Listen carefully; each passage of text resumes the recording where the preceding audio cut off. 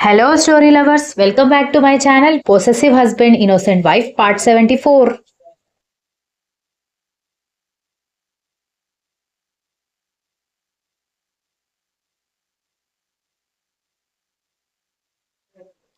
ఓయ్! నేనేమైనా చిన్నపిల్లాడిని అనుకుంటున్నావా?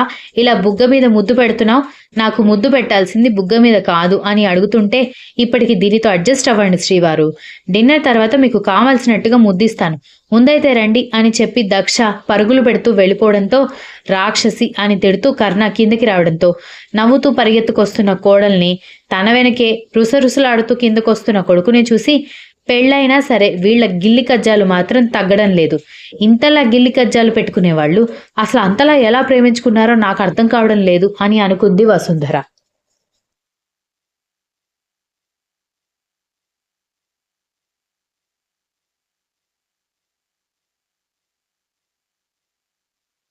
దక్ష వచ్చి భోజనం వడ్డిస్తూ ఉంటే తండ్రి కొడుకులు ఇద్దరు బిజినెస్కి సంబంధించిన విషయాలు మాట్లాడుకుంటూ భోజనం చేస్తుండగా, రేపు ఉదయాన్నే రైల్వే స్టేషన్కి వెళ్ళి నాయనమ్మని తాతయ్యని పికప్ చేసుకునిరా, రిసెప్షన్ కోసం వస్తున్నారని విశ్వనాథ్ చెప్పడంతో, సరే డాడీ, మరి రిసెప్షన్ గురించి అత్తయ్యకి చెప్పారా అనగానే, బావకు చెప్పాను, బావ సరే అన్నాడు, ధాత్రి ఎలాగైనా వస్తుంది, మీ అత్త సంగతి నాకు తెలీదు అన్నాడు విశ్వనాథ్.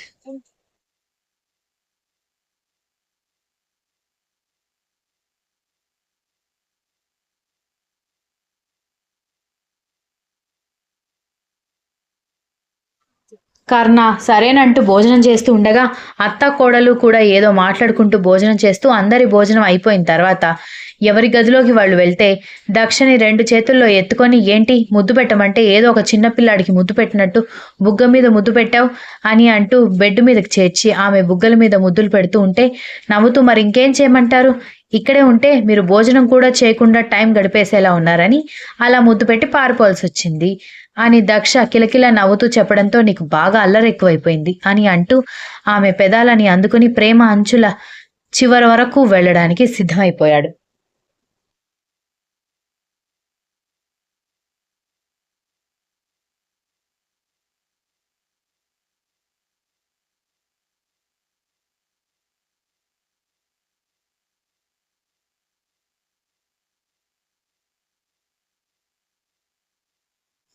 ఉదయాన్నే దక్ష కూడా వస్తానని చెప్పినా నువ్వు ఆఫీస్కి వెళ్తున్నావన్న విషయం మీ అమ్మమ్మకి తెలీదు.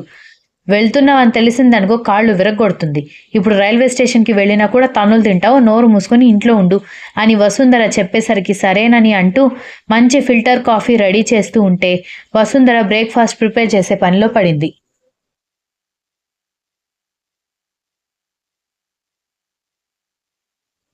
విశాలాక్షమ్మ తాతగారు కనిపించడంతో, తాతయ్య, నాన్నమ్మ అని కర్ణ పిలవడంతో నెమ్మదిగా వాళ్ళు వస్తుంటే వాళ్ళ లగేజ్ తీసుకుని వెళ్ళి కారు డిక్కీలో పెట్టేసి పదండి వెళ్దామని అంటూ వాళ్ళని తీసుకుని ఇంటికి రాగానే, రెండత్తయ్య మావయ్య అంటూ వాళ్ళ దగ్గర నుంచి లగేజ్ తీసుకుని వాళ్ళు కూర్చున్న తర్వాత, మీ మనవరాలు మీకోసమే వేడి వేడిగా ఫిల్టర్ కాఫీ పెట్టిందని వసుంధర చెప్పడంతో, ఎలా ఉన్నావే అని మనవరాల్ని అడిగేసరికి, బాగున్నానమ్మమ్మ, మీరెలా ఉన్నారు, వచ్చి 3-4 రోజులే అయినా కూడా మిమ్మల్ని చూసి చాలా రోజులైనట్టుగా ఉంది అనగానే, నా తల్లే, నా బంగారు కొండ అని ఆవిడ ముద్దు చేస్తుంటే, చూసావా మీ అత్తగారిని మీ కోడలు ఎలా ఐస్ చేస్తుందో, నువ్వు కూడా కొంచెం నీ కోడల దగ్గర నుంచి నేర్చుకో మమ్మీ అని కర్ణ చెప్పేసరికి, నోరు మూసుకోరా వెధవా అని అంది వసుంధర.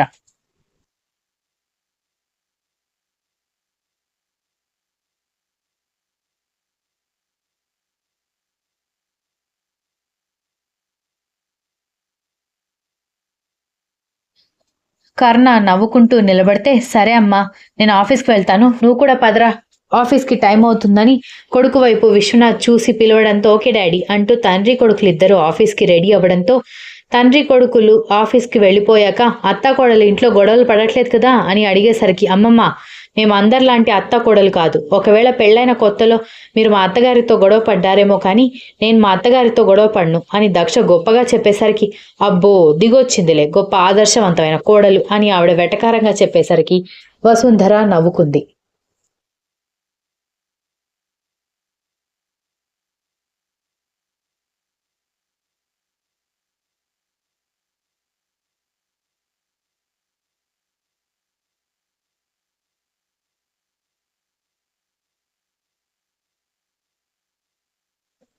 ఎక్కడికి? తెగ హుషారుగా తండ్రి కూతుళ్ళిద్దరూ వెళ్ళాలని ప్లాన్ చేస్తున్నారు అని సత్యవతి అడిగేసరికి, షాపింగ్‌కి వెళ్తున్నాం మమ్మీ. నువ్వెలాగో షాపింగ్‌కి రావు కదా! అందుకే నేను డాడీ వెళ్ళాలని అనుకుంటున్నాం అని ధాత్రి చెప్పేసరికి, ఇప్పుడు షాపింగ్ ఎందుకు?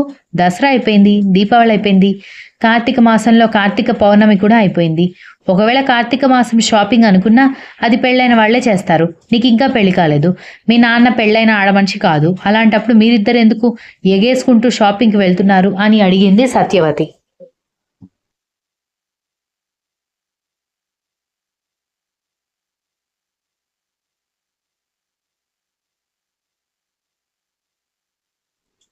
ఆ దెబ్బకి తండ్రి కూతుళ్ళు ఏం చెప్పాలో అర్థం కాక దిక్కులు చూస్తుంటే, మిమ్మల్ని అడుగుతున్నాను. ఏ ఫంక్షన్‌కి వెళ్ళడానికి మీరు షాపింగ్ చేస్తున్నారని సత్యవతి అడిగేసరికి, అదేంటి ఏదైనా ఫంక్షన్‌కి వెళ్తేనే బట్టలు కొనుక్కోవాలా సత్యవతి? అని సత్యం అడిగేసరికి, అవును మరి.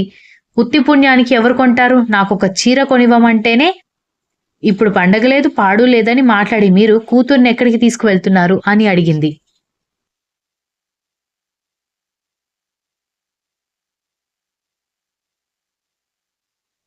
సత్యవతి, ఏంటి నీ డౌట్లు? అసలేం తెలుసుకోవాలని అనుకుంటున్నావు? అనగానే, ఆ! మీరిద్దరూ నాకు తెలియకుండా మా అన్నయ్య కొడుకు రిసెప్షన్‌కి వెళ్తున్నారేమో, ఒకవేళ అక్కడికి వెళ్తున్నామని చెబితే, మీ ఇద్దరి కాళ్ళు విరగ్గొడదామని సిద్ధంగా ఉన్నాను అని చెప్పేసరికి, ధాత్రి, సత్యం ఒకరి మొహం ఒకరు చూసుకొని సత్యవతి వైపు చూసేసరికి, ఏంటి అక్కడికేనా? అని అడగడంతో, అవును అక్కడికే. ఏం చేస్తావు మమ్మీ? అని ధాత్రి అడిగేసరికి, ఏంటమ్మా మీ అమ్మకి చెప్పేస్తున్నావని సత్యం కంగారు పడుతుంటే, మీరుండండి డాడీ, ఈవిడ ఒక శివగామి దేవి అయినట్టు ప్రతి పని దొంగతనంగా చేయాలా? అవును. నేను బావ రిసెప్షన్‌కి వెళ్తున్నాను. మావయ్య వాళ్ళ ఇంటికి వెళ్తున్నాను. అక్కడికి వెళ్ళడానికి బట్టలు షాపింగ్ చేయడానికి వెళ్తున్నాను. అయితే ఏంటి? అని అడిగేసరికి, ఏంటి? తల తిరుగుతూ ఉందా నీకు? అని కోపంగా అడిగింది సత్యవతి.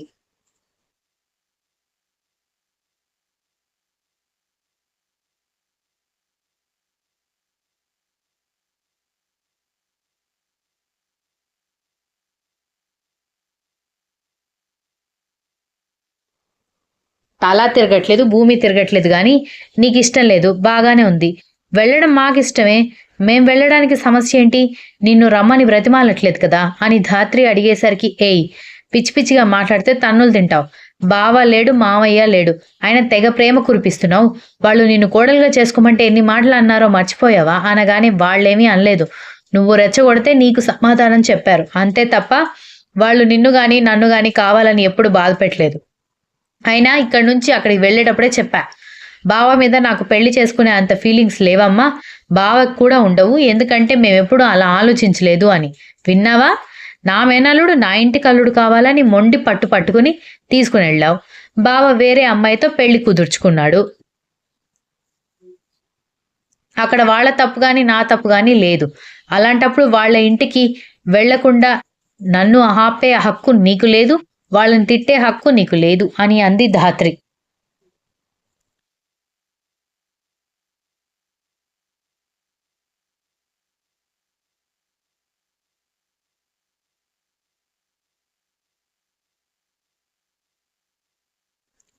ఏంటే మామయ్య, మామయ్య, బావ, బావ అని తెగ కలవరిస్తున్నావు? నీకు మీ అమ్మ కంటే వాళ్ళెక్కువైపోయారా? అనగానే, అమ్మా! అమ్మ కంటే ప్రపంచంలో ఎవరూ ఎక్కువ కాదు. కానీ తప్పు లేకుండా ఒకరిని శత్రువుగా చూడడం మాత్రం తప్పు. మామయ్య, అత్తయ్య మనల్నెప్పుడైనా అభిమానంగానే చూసుకున్నారు. నువ్వే నీ నోటి దురుసుతో వాళ్ళని రెచ్చగొట్టి మాటలు అనిపించుకుంటూ ఉంటావు.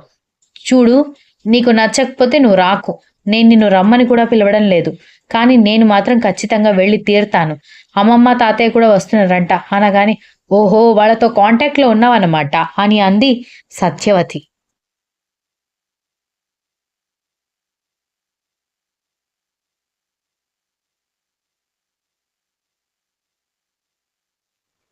ఏహే! ఏంటి మమ్మీ నీ గోల? అని ధాత్రి కసురుకోవడంతో సత్యవతి ఆశ్చర్యపోతే, ఇందాకడి నుంచి ఒకటే పాట పాడుతున్నావు. నేను వెళ్తున్నాను అంతే. నువ్వు రావాలనుకుంటే రా, రాకపోతే ఇంట్లోనే ఉండు. నిన్నెవరైనా రావద్దని గాని, రమ్మని గాని పిలుస్తున్నారా? అని అడిగేసరికి, చూసారా మీ గారాబం వల్ల మీ కూతురు నా మాట కూడా వినడం లేదని సత్యవతి భర్త వైపు చూసేసరికి, నా గారాబం వల్ల కాదు. నువ్వు కట్టడి చేయడం వల్ల అదలా తయారైంది అని అన్నాడు సత్యం.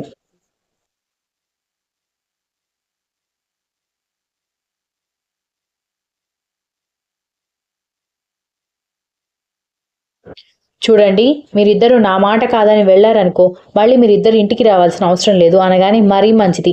నేను అక్కడే ఫంక్షన్ అయిపోయే వరకు ఉండి ఆ తర్వాత ఒక 10 రోజులు ఉండి హాస్టల్కి వెళ్ళిపోతాను. ఎలాగో నాకు పెళ్లి చేయాలని పెద్ద తొందరపడుతున్నారు కదా మీరిద్దరూ, అక్కడే పెళ్లి చేసుకుని వెళ్ళిపోతాను అని ధాత్రి చెప్పేసరికి, నీ ఇష్టం, నువ్వేదైనా చేసుకో. నీకు నాకంటే మీ మావయ్య మీ బావ ఎక్కువైనప్పుడు ఇంకా నీతో మాట్లాడి అనవసరం అని సత్యవతి కోపంగా వెళ్ళిపోవడంతో, మీ అమ్మకి కోపం వచ్చినట్టుంది అని సత్యం అనగానే, అమ్మకి కోపం రాకపోతే ఆశ్చర్యం, కానీ కోపం వస్తే కాదు నాన్న, పద వెళ్దాం అని చెప్పి ఇద్దరూ షాపింగ్కి వెళ్ళి షాపింగ్ చేస్తూ ఉండగా వరుణ్ కనిపించేసరికి, ఇక్కడ వరుణ్ గారు ఉన్నారేంటి, ఇప్పుడు వచ్చి పలకరించాడంటే నాన్న ఎవరు ఏంటి అని అడుగుతాడు అని కనపడకుండా వెళ్ళడానికి లగేజ్ బ్యాగ్ అడ్డం పెట్టుకుని వెళ్ళబోతుంటే, హలో ధాత్రి అనగానే, కర్మ, రోబోలాగా ఈ అబ్బాయికి ఒళ్ళంతా కళ్ళే ఉన్నట్టున్నాయని అనుకుంది.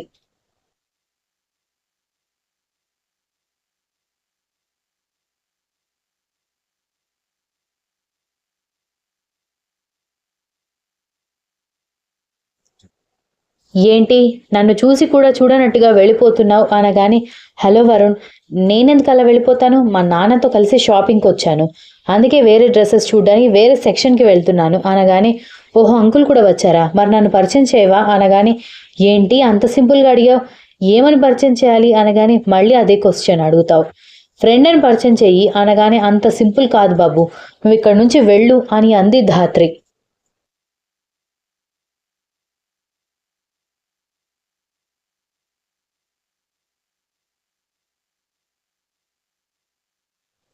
Continues. If you like this story, please like, share, comment, and don't forget to subscribe.